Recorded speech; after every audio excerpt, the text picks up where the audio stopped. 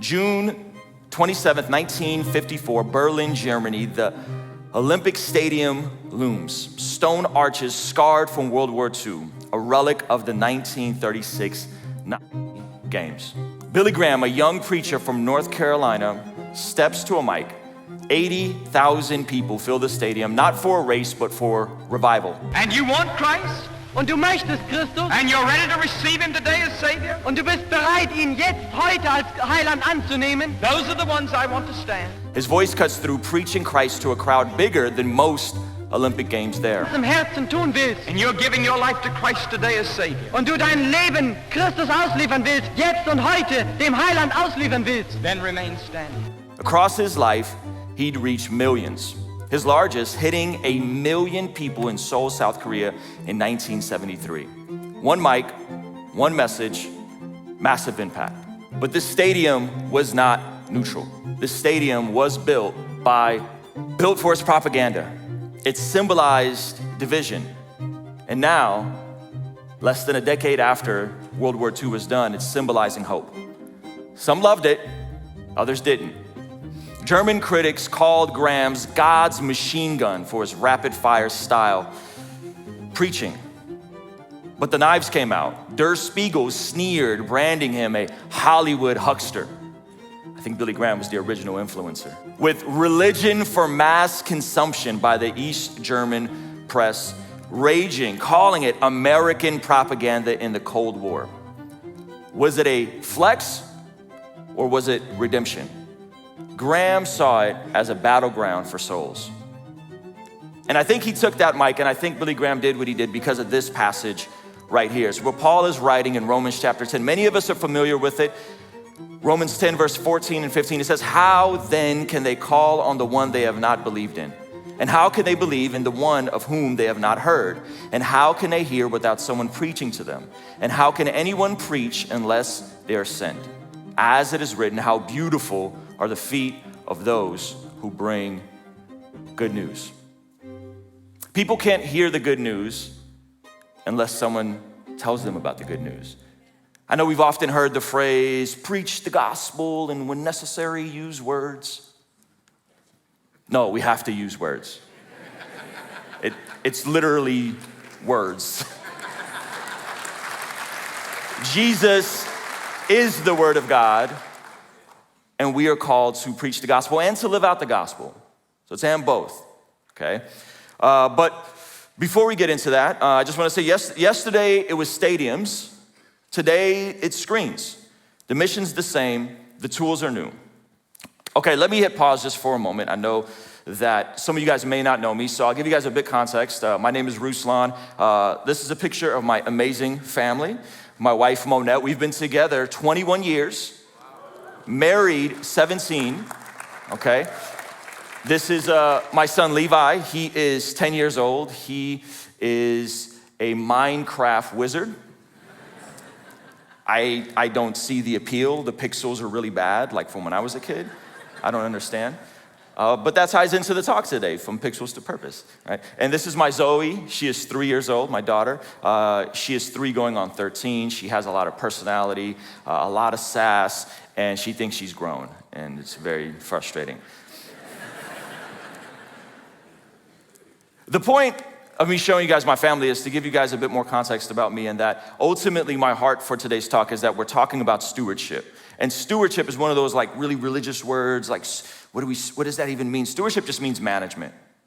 And a lot of what I find value in and excitement is talking about managing the time, the talent, the treasure, the resources, the technology, the things that God has allowed us in this day and age to manage. And so I'm not any special. I don't have an expertise in apologetics. I can't read the original Isaiah scrolls. I don't know the languages. I've never been to seminary. My education is a community college degree in liberal arts. And I majored in visual performing arts with a track in music. That's my background. But I've always been committed to the local church. And it's because I had a radical encounter with Jesus and plugged in and started serving, and that eventually became the overflow of my online presence. I'm gonna tell you a bit more about my story. So I'm originally from a country called Azerbaijan, Baku. Wes mentioned it earlier. I grew up in the former Soviet Union. So that time in Germany, the Cold War, I was on the wrong side of the Cold War, okay? And you could tell I grew up in Azerbaijan. Azerbaijan was a part of the Soviet Union, which was communistic. You could tell I grew up under communism by, this is a picture of me as a kid. It's a real picture. And you could tell I grew up in communism by how tight I'm holding on to that bread of life with every fiber of my being. We came to the United States as refugees. I'm ethnically Armenian. My father's Armenian. My mother was adopted by an Armenian family in Azerbaijan. There was the pogroms of Baku, which was basically an ethnic cleansing of all Armenians out of Baku and then eventually out of all of Azerbaijan. We came as refugees to the United States. My mother and my father split up, which led me down a crazy dark spiral of just getting into all kinds of trouble, getting arrested at the age of 11. And then I finally moved. My mom moved me because she saw how much of a derelict I was. And we moved to North County, San Diego, which is like a suburb of San Diego. It's a city called Vista. And I decided that I'm gonna go on a straight and narrow, and the thing that captured my attention, this is the late 90s. Any 80s kids in here? Yeah? So this is like Michael Jordan at his peak. You guys remember that era, The Last Dance? Yeah? So I decided that I was gonna be a professional basketball player. And then my mom's boyfriend, Losha, who was sitting in our living room in his tighty whities smoking a cigarette, had to explain to me something called genetics. And he said, buddy, you're 5'10", and there's never been an Armenian that's made it to the NBA. It's a true thing. As a matter of fact, if you factor in the Kardashians, we've actually taken more careers out of the NBA than we've added to the NBA. So then I got cut my sophomore year on the junior varsity team, and people, are like, it's okay, Michael Jordan got cut. It's like, no, Michael Jordan got cut from his varsity team. I was short, white, and not very good, okay? So I decided my career path, the next best thing, was I was going to be, a professional rapper. Next best thing. And there was something interesting that happened here. I started making music, and around the same time, I'm coming to faith in Jesus, and I'm trying to figure out how to use my talents to honor God. And at the same time, something really interesting happened in the late 90s, and it exploded through the early 2000s. A technology hit the internet called Napster. All right. 80s babies. How many of you were breaking the law with me in the early 2000s? Burning your CDs, downloading music, unsure if the FBI was gonna come to your house. That really happened, by the way. So Napster drops, a college kid flips the music industry upside down. Record labels are suing. Sales are crashing. Why were they crashing? Because what the major labels were doing at the time is they were taking an album of 20 songs. We would really want, maybe 2 or 3 songs on there, and the rest of the album was trash. So we would just download it, right? And that tanked, but what happened is access exploded. Now anyone can get their music in smaller formats. Power shifts from the gatekeepers to the crowd. And this disruption wasn't destruction. That it was redistribution. Now, some of my friends back in America have a problem with that word. Apparently, you guys don't like that word either, because we're afraid of all things socialism. And I get it. But the redistribution of the music industry and the access to the technology completely revolutionized everything. It democratized music as we know it today. And a decade later, something came along called a home studio. You no longer had to go to a $100,000 or $1 million studio to make the records. Kids can get a studio. They can get an app like GarageBand or Pro Tools or Logic Pro. They can get a cheap microphone. You don't need a record company. Artists record in their bedrooms. They were uploading it to YouTube, to MySpace. And the tools didn't just change creators, they changed who got heard. So this led me to do the same thing. I was making music, learning how to make music, and crafting the skill of mixing, recording myself, releasing the music on MySpace. Anybody remember MySpace? Releasing the music on MySpace, YouTube. I took the skills of learning how to create music, and then I leveraged those over into learning how to then mix music, and then from mixing music to mixing and editing video, and then from editing video, I was able to get a job at my church, working in their media department from 2013 to 2015, and then ultimately, I was able to build out an independent music career, being a full-time musician from 2015 to 2021. That was my main source of income. My wife was able to stay home, and we were able to figure out how to do it because of the technology, because of the internet, because of everybody being able to get music right on their phone. You no longer have to go to a bookstore, you no longer go to a CD Baby, a Tower Records, a Warehouse Music. We could all consume it. That disrupted everything. Now, let me tell you something interesting. What I discovered is that the same thing started happening with media. In the same way that you can now have a music recording studio in the corner of your bedroom with a cheap microphone, a laptop, and some headphones, and then distribute it through a device called a smartphone to TikTok and Instagram, the same thing started happening with the advent of technology. And so as I'm working on my church and I'm learning the media side, I'm transitioning off. I remember live streaming for the first time in like 2017. And I remember borrowing my church's $5,000 video switcher so that I could cut between different angles and do a live podcast, okay? Now that same video switcher, that same technology is $300. That means that we now have home podcast studios. That instead of needing a massive production like CNN or MSNBC or Fox News with big cameras and big lights and a big set and a bunch of people running all the equipment, I could be alone in my garage, running a production and streaming to thousands, sometimes tens of thousands of people from my garage. And that's caused another massive disruption, but now it's in mainstream media. Now it's in how we get information. The biggest voices today are not on cable TV. The biggest voices today are not on the streaming platforms. They're on YouTube. They're on podcasts. They're reaching more people at scale with a smaller fingerprint and able to hire people, pay them a livable wage, and push forward their messaging. And this is incredible. And the mainstream media is losing their mind, and because they're losing their shirt right now. But the disruption isn't causing destruction, it's actually adding more opportunities to get the messaging out there. So, let me pull back the curtain a little bit. These are some of my YouTube analytics. Can I give you guys a little bit of details? This might get a little techie, okay?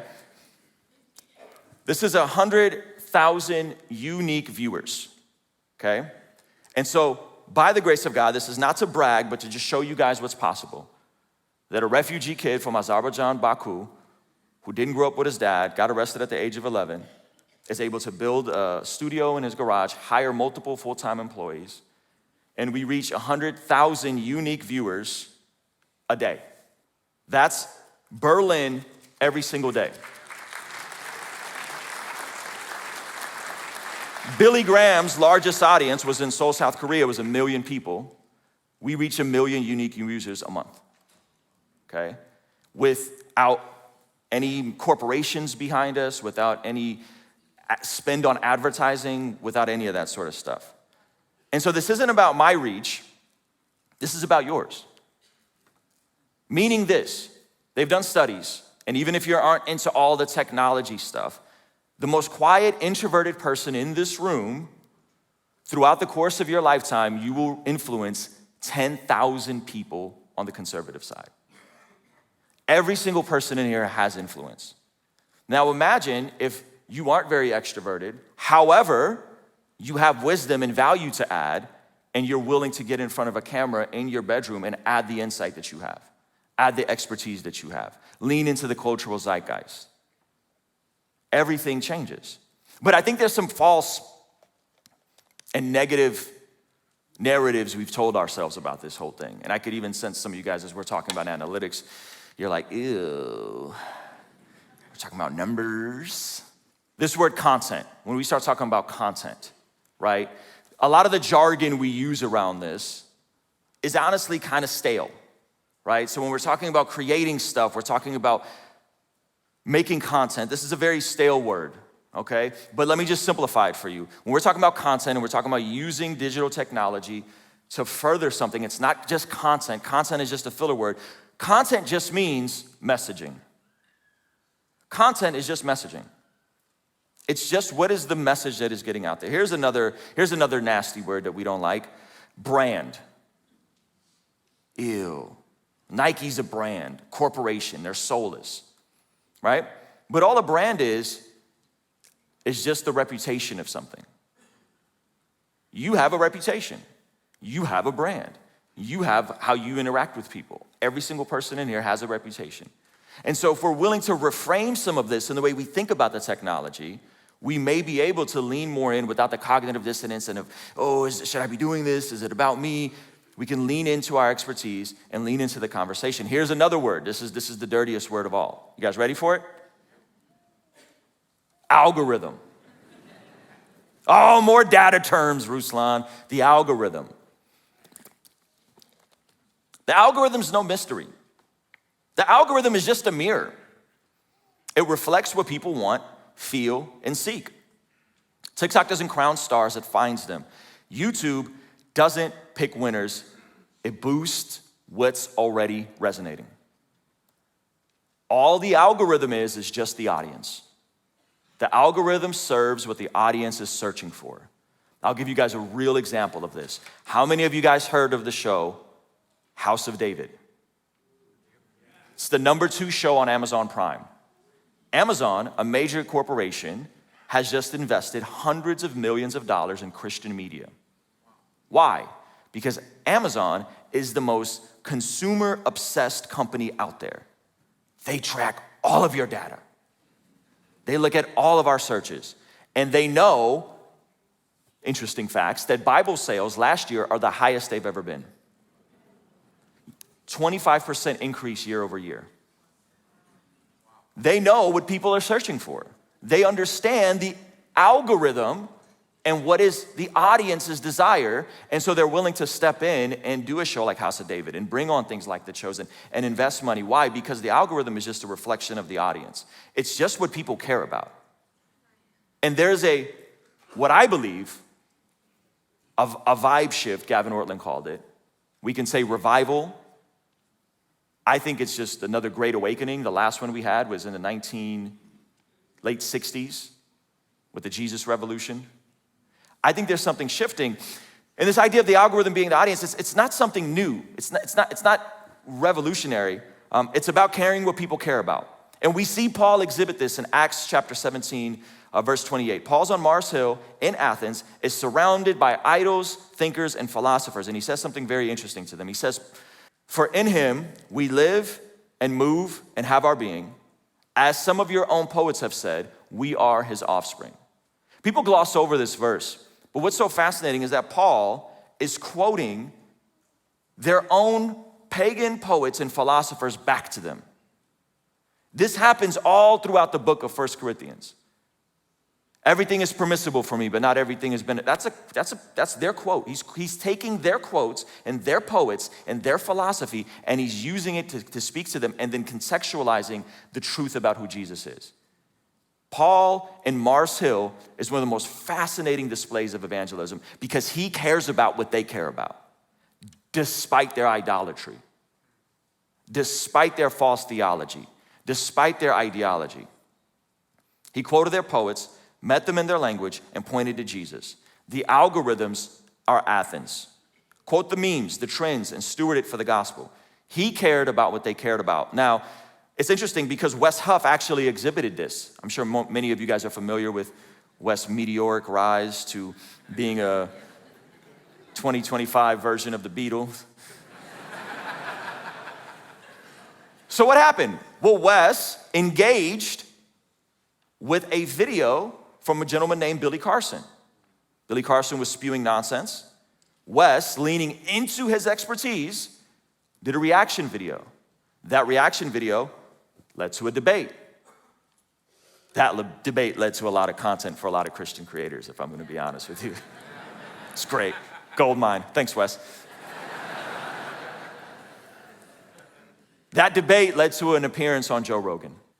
And he did all this without the intention of trying to go viral, without trying to be famous, but simply being faithful, leaning into his expertise in the area that he's an expert in and engaging with the conversation that's happening and the felt needs of people and caring what people care about. This shouldn't be foreign to us as Christians.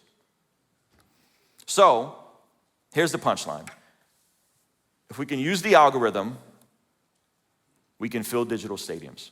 100,000 daily unique users, 1 million unique users monthly. If we can touch the algorithm, we could fill digital stadiums. From Graham's mic in Berlin to Napster's chaos, from studios to TikTok, text about access. Your pixels are your pulpit. The algorithm's the audience. Paul showed us how to meet people where they are. Stadiums are optional. Souls aren't. One view, one soul at a time. In my breakout session, I'm gonna be leaning into this conversation as someone that shockingly is not a Wes Huff. I don't call myself an apologist. I don't have a degree in theology. I've never been to seminary. I'm gonna be talking about how do you do this in a very practical sense without being an expert in anything, without being someone that is super duper educated and smart. And so I'll be going deeper on that. But I wanna just close with casting a bit of vision right now. We are in the most technologically advanced time ever. The rate of expansion is so fast. And I believe there is another great awakening happening or on the cusp of happening right now. And we can use technology to get the messaging out there. But even if that's not your forte, I get it. Some of us, you don't want to be on YouTube. I think everyone should be on YouTube. That's just my bias because I'm a YouTuber. Okay. But here's the deal. Even if you don't want to be on YouTube, hear me loud and clear. We can't disciple these people over a screen. These people need local churches. These people need relationship. They need life on life. They need connection. They need people to come alongside of them in their journey. And so as this thing is happening, I want to preface it. You're gonna see more people show up at your church that don't have any background in anything related to faith. The biggest explosion we're seeing at my local church right now is young married couples, maybe in their late 20s, early 30s, some in their 40s, that were the nuns of the previous generations. Their parents didn't go to church, and they're just coming to church in their 30s trying to figure this thing out. They don't know what the 4 Gospels are. They don't know who the apostles are. They don't know anything. And so this revival, this awakening that's going to happen is not gonna happen in stadiums. It's not gonna happen in large rooms like this, though this is a very nice room, very nice room, very nice room. It's gonna happen in circles. It's gonna happen with all of us being willing to do life with people. It's gonna happen with all of us being willing to build bigger tables, to talk to people we may not agree with, to love our enemies and invite them in. And the technology aspect, that's just the top of funnel. That's just the beginning. That's the conversation starter. And so if you're not a tech person, fine, I get it. If you don't want to be a creator, I get it. That's A-okay with me. But hear me loud and clear. These people are gonna start coming to your church, and they're gonna need you. And especially, hear me loud and clear, especially if you're more, how do I say this, seasoned.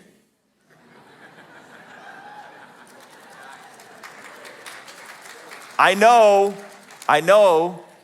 young people, the Zoomers, you guys think they all got TikTok brain. Seasoned people in here, hear me. This next generation needs you.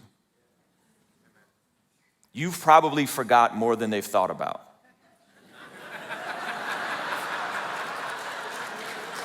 They need you.